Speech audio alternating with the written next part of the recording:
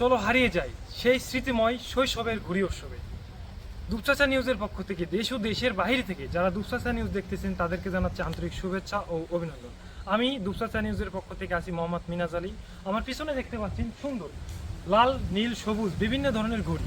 তো এই দর্শক, এই ঘুড়িগুলো আগামীকাল হচ্ছে শুক্রবার 28 তারিখ থেকে শনিবার 29 তারিখ পর্যন্ত এই ঘুড়ি উৎসবটি চলবে।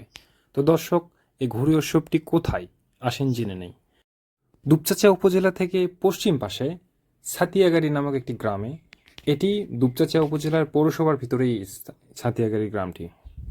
2 দিন ব্যাপী এই ঘুড়ি উৎসবটি চলবে। আপনারা যে কোনো জায়গা থেকে ঘুড়ি নিয়ে আসতে পারবেন এই ঘুড়ি উৎসবটিতে অংশগ্রহণ করতে। তো অবশ্যই আপনার পুরো ভিডিওটা দেখবেন। ধন্যবাদ সবাইকে। এই জায়গাটিকে মিনি ঘুঘুডাঙ্গা বলা চলে, কারণ তাল গাছের সারি সারি সৌন্দর্য আপনার মনকে মুগ্ধ করে দিবে।